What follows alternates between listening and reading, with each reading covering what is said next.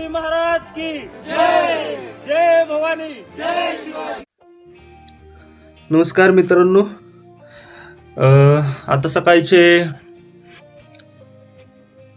पाहू शकता तुम्ही, आता सकाळचे 5 वाजलेले आहेत आणि आता आम्ही आवरून निघालो आहे एवढ्या थंडीत राजगडला. सो ह्या ब्लॉगमध्ये आमच्या सोबत राहा, भेटूया आपण. ह्या पूर्ण ब्लॉगची स्टोरी आपण कव्हर करणार आहे. सो भेटूया, एक्सप्लोर करूया Rajgad. We are ready guys.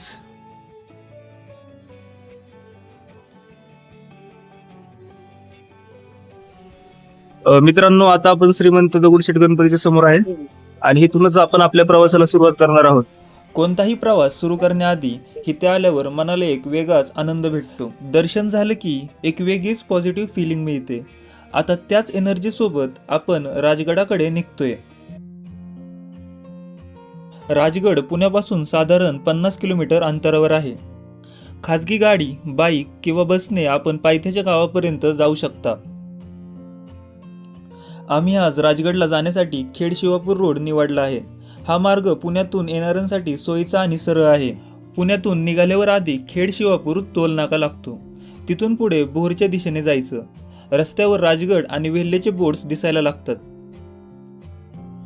राजगडावर जाण्यासाठी मल्टिपल रूट्स आहेत, पण बहुतेक लोक पाली दरवाजा मार्गे राजगड चढतात. जर तुमच्याकडे स्वतःची गाडी किंवा बाईक असेल तर पुणे खडकवासला धरण मार्गे वेल्हे असा रस्ता आहे.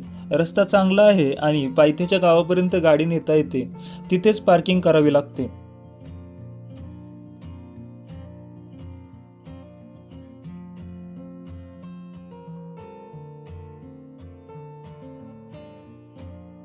राजगड हा छत्रपती शिवाजी महाराजांची पहिली राजधानी होती. म्हणून हा किल्ला फक्त ट्रेकिंगसाठी नाही तर इतिहास समजून घेण्यासाठी देखील प्रसिद्ध आहे.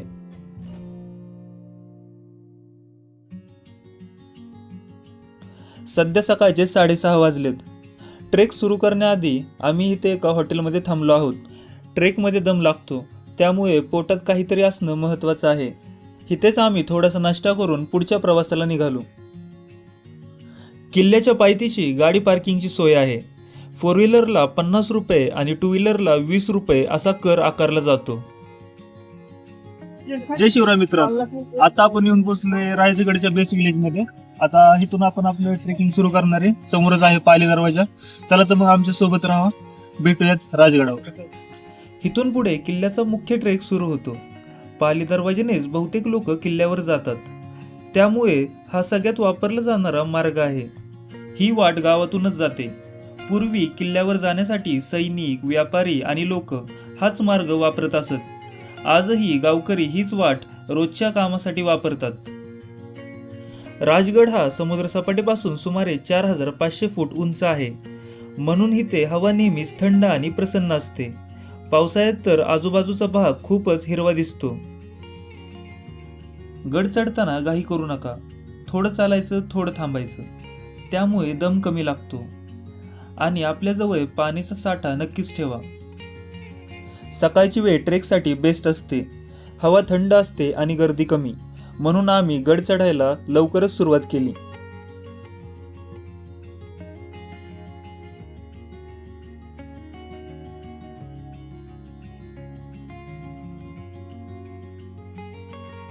हे बघा माझ्या कॉलेजमधले मित्र खूप जोशात वर चढत होते, पण थोडंसं पुढे गेल्यावर लगेच बसून गेले. पण बसून तर चालणार नव्हतं, कारण गड खूपच मोठा आहे असं म्हणत सर्वांनी मोटिवेशन घेत परत गड चढायला सुरुवात केली. कसं वाटतं मित्रांनो? राजगड फक्त उंचावर असल्यामुळे नाही, तर 3 बाजूंनी खोल दऱ्या आणि 1 बाजूने अवघड चढ असल्यामुळेही तो एक अत्यंत सुरक्षित किल्ला होता. शत्रूंच्या हल्ल्यांपासून बचाव करण्यासाठी राजगडच्या भौगोलिक स्थितीत मोठ्या प्रमाणावर फायदा घेतला जात असत.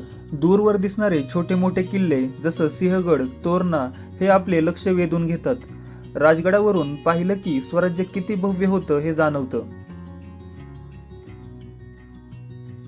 आकाश, ढग आणि डोंगरांचा संगम जणू चित्रकलेसारखा आहे.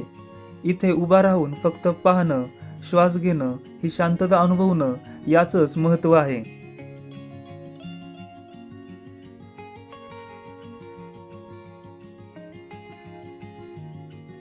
हे कष्टकरी दररोज अशा अवघड वाटेने गडावर जड बॉटल्स आणि खाण्याचे सामान नेतात. इतिहास आणि निसर्गाच्या सावलीखाली एक जिवंत संघर्ष. वर कशा आहे काय नाही बॅग बिग मला वाटली शाळा त्यात बॉटलच आहेत. तो शाळा नाही चढण्याची शाळा. दररोज जावं लागतं का असं? मला मी येतो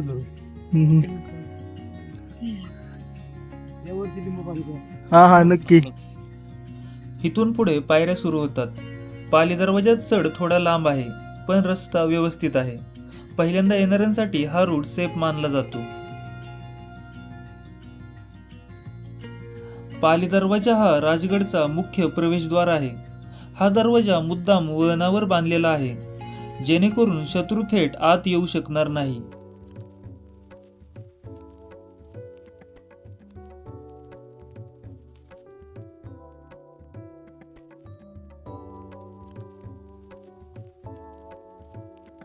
आता पाली दरवाजा स्पष्ट दिसतोय. इतक्या वर्षापूर्वी बांधलेला हा दरवाजा आजही मजबूत उभा आहे. हे पाहून खरंच आश्चर्य वाटतं. आता आपण पाली दरवाजातूनच किल्ल्यात प्रवेश करतोय. इथून पुढे पद्मावती माची, सुय्या माची, संजीवनी माची आणि बाकीचा राजगड फिरायचा आहे. चला पुढच्या भागाकडे जाऊया.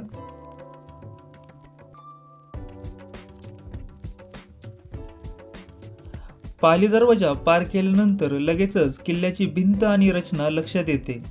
इतक्या उंच आणि मजबूत भिंती संरक्षणासाठी किती उपयोगी असतील हे सहज कळते.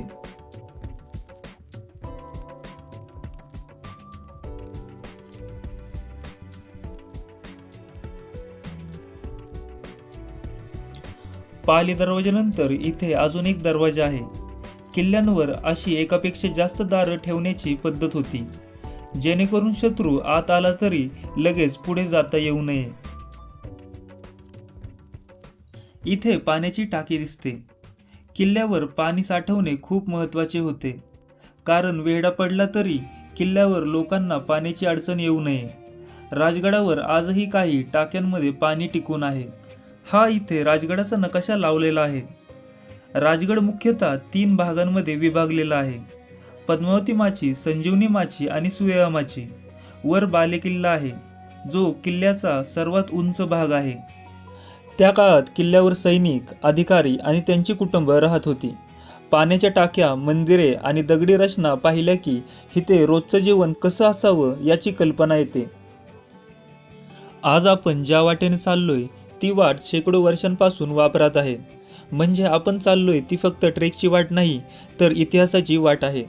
आता आपण राजगडच्या बालेकिल्ल्याकडे चाललो आहोत. बालेकिल्ला हा राजगडचा सर्वात उंच आणि सुरक्षित भाग आहे. पूर्वी इथून पूर्ण किल्ल्यावर लक्ष ठेवलं जात होतं. इथे वाटेत मधमाशाचं पोळ आहे, म्हणून अशा ठिकाणी आवाज न करता आणि जपून चालणं गरजेचं आहे.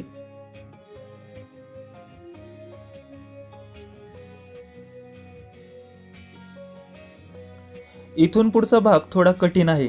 वाट अरुंद आहे आणि दगडी पायऱ्या जास्त आहेत.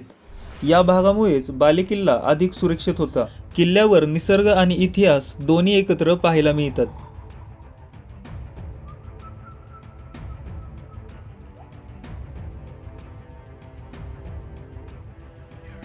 आता बालेकिल्ल्याचा दरवाजा दिसत आहे. हा दरवाजा खूप मजबूत आणि उंच बांधलेला आहे. शत्रूंना आत येणं कठीण व्हावं यासाठी अशी रचना केली होती. या वाटेवर इतिहासासोबत निसर्गही खूप जवळून पाहायला मिळतो. किल्ला बांधताना आजूबाजूचा भूभाग जसा आहे तसाच वापरलेला दिसतो. बालेकिल्ला म्हणजे राजगडाचं हृदय. इथून 3ही माच्या स्पष्ट दिसतात.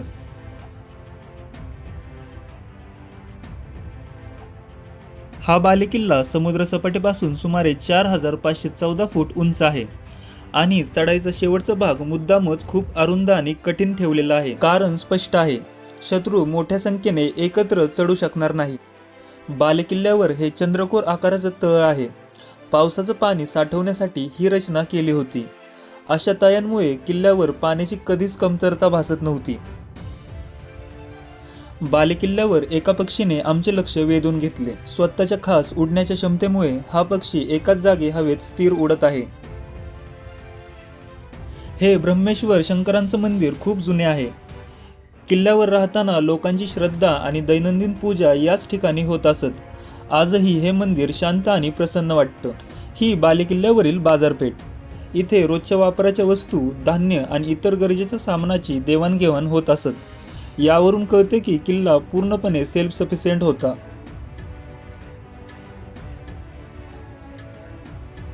ही आहे बालेकिल्ल्यावरील सदर. इथे प्रशासकीय कामकाज चालायचं. महत्त्वाचे निर्णय, भेटीगाठी याच ठिकाणी होत असत. सदर म्हणजे गडावरचे ॲडमिनिस्ट्रेटिव्ह सेंटर. इथेच महत्त्वाचे निर्णय घेतले जायचे.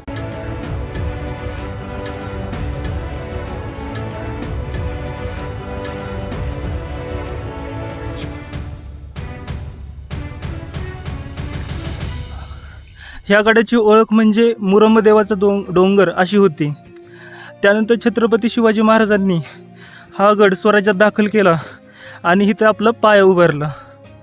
अवघे 25 वर्ष हा गड राजधानी म्हणून ओळखला जायचा. त्यानंतर शिवाजी महाराजांनी राजधानी रायगडाकडे फिरवली. राजगडाला पूर्वी मुरुमदेवाचा डोंगर असं नाव होतं. नंतर छत्रपती शिवाजी महाराजांनी याला राजगड असं नाव दिलं. महाराजांसाठी हा किल्ला फक्त किल्ला नव्हता, तो स्वराज्याचं केंद्र होतं.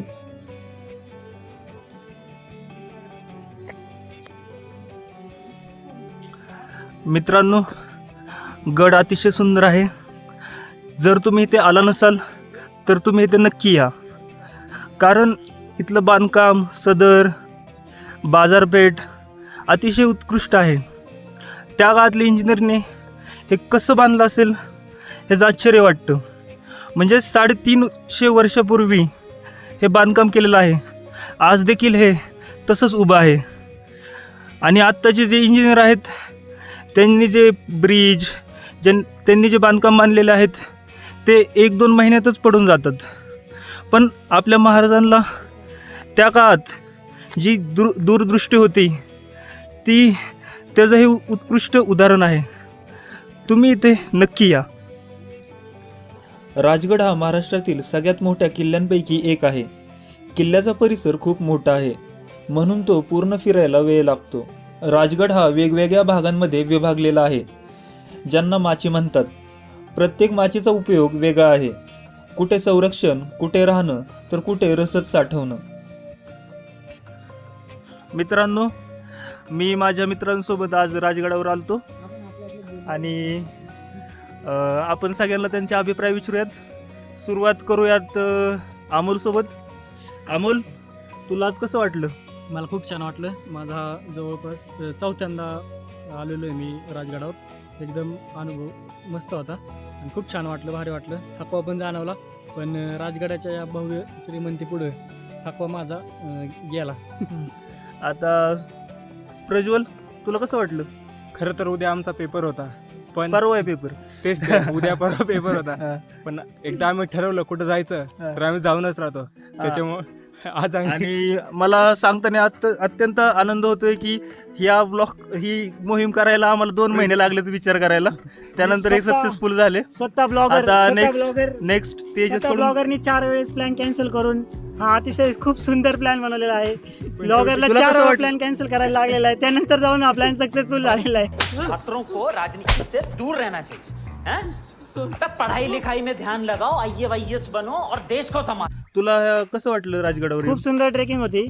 थोडा दमलो पण ओके, म्हणजे की मावळे कसे चढत होते वगैरे वगैरे, खूप सारा एक्सपिरियन्स चढताना आला. ओके. नंतर आपण स्वामीला विचारू. स्वामी, कसं वाटलं तुला? सो हा माझा फर्स्ट ट्रेक होता. एक्सपिरियन्स एकदम छान होता. याच्यानंतर पण मी अजून गड फिरायला जाणार आहे आणि मला येऊन खूप छान वाटलं. आणि स्वामी आमच्यासोबत पहिल्यांदाच ट्रेकिंगसाठी आलता. सो आम्हाला पण त्याची कंपनी खूप आवडली. आता नेक्स्ट आपला ज्युनियर 3rd इयर ITचा, तर त्याला विचारू कसं होता एक्सपिरियन्स मित्र? आजचा सकाळचा अनुभव एवढा भारी होता. थंडीने तर फार काकडलो होतो. थंडीने काकडून नंतर मग आता वातावरण एवढं भारी झालंय ना, असं लागतंय दिल गार्डन हो गया. अच्छा. आणि हा पण माझा ज्युनियर डिप्लोमा पासून, आता पण ज्युनियरच आहे. कसा होता आकाश एक्सपिरियन्स? अविस्मरणीय अनुभव होता माझ्यासाठी हा. स्पेशली तुमच्या सगळ्यांसोबत येऊन म्हणजे खूप मजा आली. एकटं येण्यापेक्षा तुमच्यासोबत खूप मजा आली मला. ओके, ठीक आहे. पुन्हा तरी आमच्यासोबत येऊन मजा आली हे ऐकून मला पण मजा आली. आणि हे आमच्या सोबत होते पूर्ण प्रवासात स्टार्टिंग पासून एंड पर्यंत. आणि हे तर साहेब सुरुवातीपासून थकलेत होते. हे इंदोर वरून आहेत आणि हे आता पुण्यात राहतात. कसं वाटलं तुम्हाला राजगडावर येऊन? गड कसा वाटला? पहिल्यांदा एवढं चढलं. गडाचा गड राजगड एकच नंबर. आम्हाला असे रस्ते दाखवले की मजा येऊन गेला. चालेल मग, धन्यवाद मित्रांनो. मित्रांनो, जो समोर दिसतोय तो आहे चिलखती बुरुज. चिलखती बुरुज हा राजगडाचा सर्वात मजबूत बुरुज मानला जातो. या बुरुजाची रचना अशी आहे की शत्रूचे हल्ले थेट सहन करता यावेत. चिलखत म्हणजे कवच. नावाप्रमाणेच हा बुरुज गडाचं संरक्षण करणारा आहे. इथून खाली दऱ्या आणि दूरपर्यंतचा परिसर स्पष्ट दिसतो. चिलखती बुरुजापासून थोडे पुढे चालत आल्यानंतर आपल्याला निसर्गाचा अद्भुत चमत्कार म्हणजेच नेडे पाहायला मिळते. नेडे म्हणजे डोंगरांमध्ये नैसर्गिकरित्या तयार झालेलं एक मोठं छिद्र. हे छिद्र मानवी हस्ते नाही, तर प्रकृतीने हजारो वर्ष हवाने आणि पर्जन्याच्या परिणामाने तयार झालं आहे. आकारात तो इतका मोठा आहे की काही लोक म्हणतात तो राजगडचा आय ऑफ द फोर्ट आहे. अर्थात ऐतिहासिक दृष्टीने नाही, पण दृश्यात्मक पाहण्यास तो खूप खास आहे.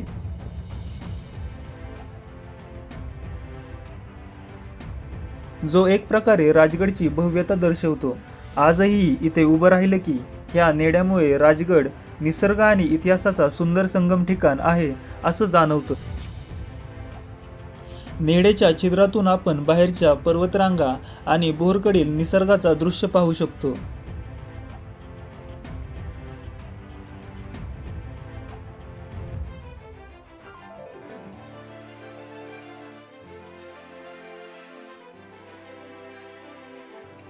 सुया माची ही राजगडाची सर्वात लांब माची आहे. इथून तोरणा, सिंहगड आणि आजूबाजूचा डोंगर रांगा स्पष्ट दिसतात. याच माचीवरून गडाच्या बाहेरील हालचालींवर लक्ष ठेवलं जायचं. आज इथे उभं राहिले की राजगडाची भव्यता खऱ्या अर्थाने कळते.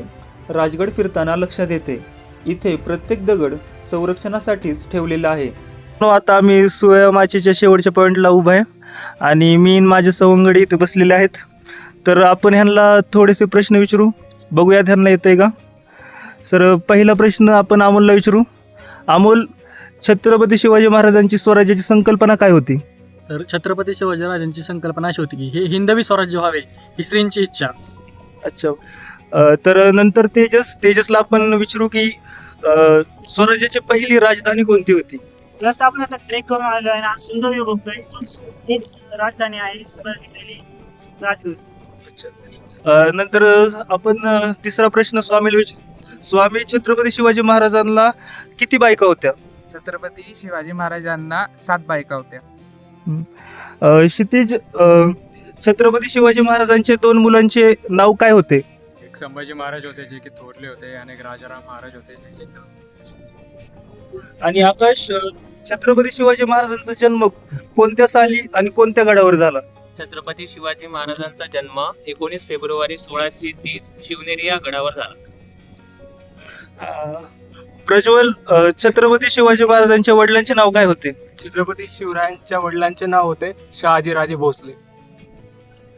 तुला मी छत्रपती शिवाजी महाराजांच्या जीवनावर प्रश्न विचारतो. छत्रपती शिवाजी महाराजांचे प्रथम गुरु आणि त्यांचे जन्मस्थान सांग. छत्रपती शिवाजी महाराजांचे प्रथम गुरु त्यांची आई जिजामाता होत्या आणि त्यांचं जन्मस्थान हे सिंदखेड राजा, जिल्हा बुलढाणा येथे आहे. आज राजगड फिरताना एक गोष्ट स्पष्ट झाली. हा किल्ला फक्त पाहण्यासाठी नाही तर तो अनुभवण्यासाठी आहे. इथले बुरुज, नेडे आणि माच्या आजही त्या काळाची गोष्ट सांगतात. शब्द कमी पडतात आणि शांतता खूप काही सांगून जाते. आजही राजगड महाराष्ट्राच्या इतिहासात खूप महत्त्वाचा आहे. शाळा, कॉलेजचे विद्यार्थी, इतिहास अभ्यासक इथे येतात, कारण राजगड समजला की स्वराज्य समजायला सुरुवात होते. जर तुम्हाला ट्रेक, इतिहास आणि निसर्ग आवडत असेल तर राजगड किमान एकदा तरी अनुभवायला हवा. राजगडावरून खाली उतरताना फक्त फोटो नाही तर अभिमान, इतिहास आणि आठवणी सोबत जातात. हा व्लॉग तुम्हाला आवडला असेल तर लाईक, शेअर आणि सबस्क्राईब करा आणि तुमच्या प्रतिक्रिया आम्हाला कमेंटद्वारे कळवा. पुन्हा भेटूयात अशाच एका नवीन व्हिडिओमध्ये.